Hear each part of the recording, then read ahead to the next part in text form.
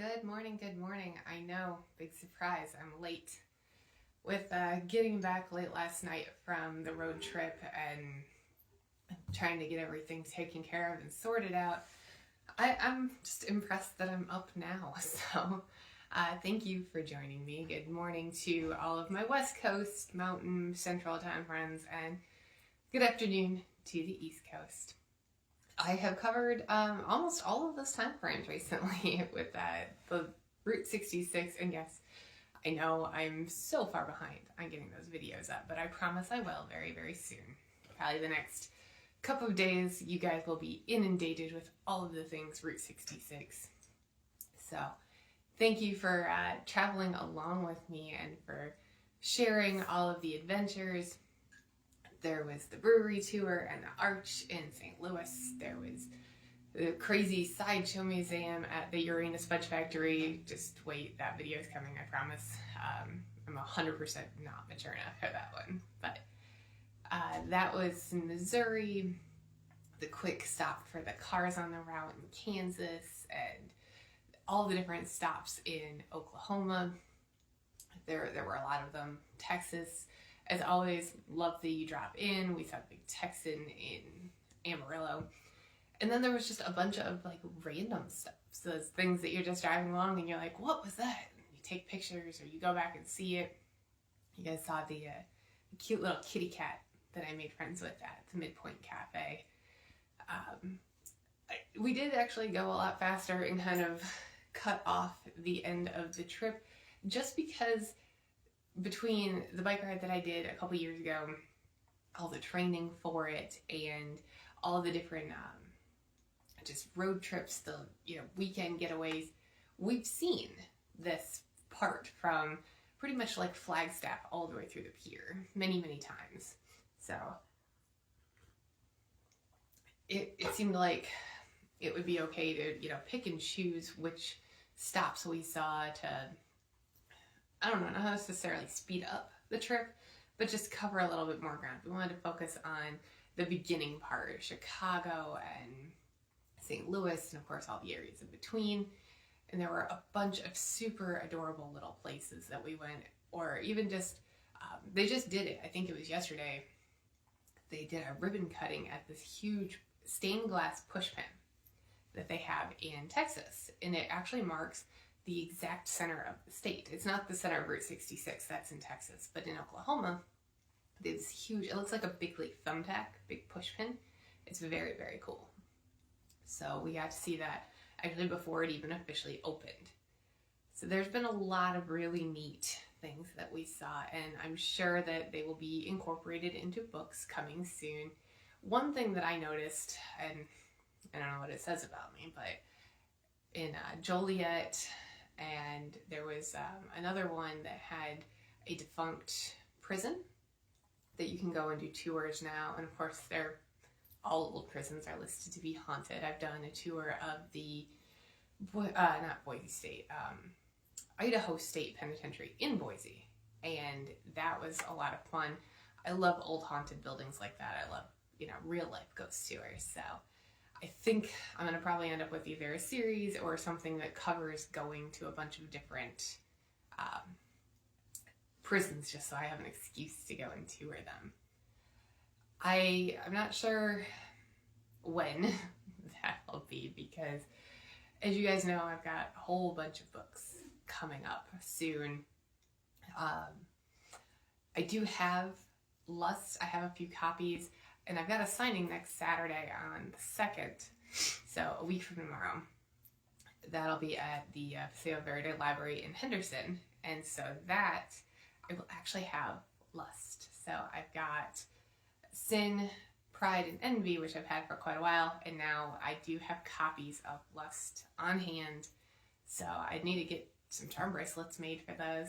You guys have seen the cute little cats that are going to be on this one, so lots going on, lots of diamond art coming that is getting ready to finish being made. I showed you guys some of the ones last week that I'm working on. So I'll have those finished this week. And then I will officially be announcing probably end of June the main new book that I'm working on, which is actually under the Renee Jean name. But I also have Wrath coming later this year. I've got Yearbook coming out, which is a standalone thriller. I've got a couple other thrillers that are in the works. I also have the co-author between me and Akela Rose. We will be introducing the first of our reverse harem vampire hunter thriller trilogy. I don't even know what you would call it. It's too many categories. So we have a lot going on. I'm very excited about this new idea for the prison thriller. It's in the beginning stages of an idea, not even of writing, but I'm excited to explore that avenue and see where it goes. And I will, of course, be putting up all those videos and all the pictures, and I'm gonna have to pick and choose. I have so much that I saw, so much that I got to explore, but it's been a lot of fun. And then just kind of weaving real life into the stories. I do like a little paranormal. I like a little, not necessarily sci-fi, I guess, but fantasy, and I've got my witches, and I've got some vampires, and I've got things in there. But I prefer real life settings like the Salem witch trials, the prisons, or even fake cities based on real cities. I do have a book. I don't know if or when that one's coming out. It's an Akela Rose book. But it is actually set in real life Boulder City, which is near here. I have another, I think there's 2 books. I think it's a duality. It's set in Pioche, which is north of here. And then I also have some towns that are, the ones that are set in the Voices series in Connecticut. It's set in a fake town. Never Give Up is set in a fake town. So I have ones that are set in fake towns, but actually, I guess Never Give Up is set in Chicago, but it's kind of loosely based. It's not the real Chicago. Same thing with Partners in Crime. It's a fake city, but it is set in a town that resembles several Midwest towns near where I grew up and near where I lived for many years. So I'm always incorporating real life elements into my fictional worlds. I prefer having, I guess, a little bit of that relatability. So now that I have gone on this amazingly cool trip, and the second time, it's the second time I've done Route 66, just in a vastly different way. So I got to see way more stuff this time versus the bike ride. I have even more to include. So there's a lot coming. I'm excited to share. There are some people obviously close to my life that know the one I'm working on that I'll be announcing this summer. But for now, that's one's just kind of still in the planning stages. I'm still waiting for the official go-ahead on that one.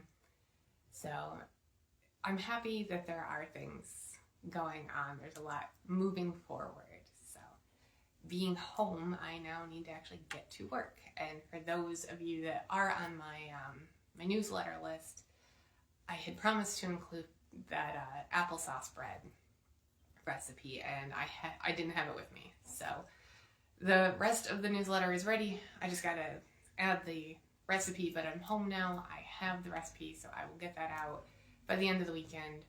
I do apologize for running a little late, but thank you for your support. Thank you for being so patient. Now that I'm home with my delicious mushroom coffee, I'm back to being me. It feels like drinking normalcy or something.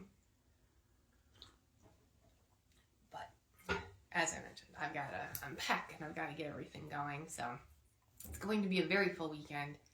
And I'm so glad that I got to join you guys and hang out here in the office, be back home. Not that I wasn't enjoying being out on the road. I definitely was. And I will do another on the road video at some point. Probably when I'm in Bray, or at Bray in Columbus in July. So there's more to come. I will be coming at you live from different locations. Once we get to the fall, that's pretty much all it's going to be for a while. So thank you guys for joining along, and I will get the rest of that up. I'll get that newsletter out, and I cannot wait for you guys to see some of the upcoming projects for the second half of this year. For now, I'm gonna go unpack, I'm gonna go get to work, and until next week, I hope you guys have a great time welcoming in May. Next weekend, we'll be headed towards yet another month. The year is just flying by. So I hope you have a good one. I hope you finish April strong. And until next week, have fun, have a good time, and stay caffeinated. See you later.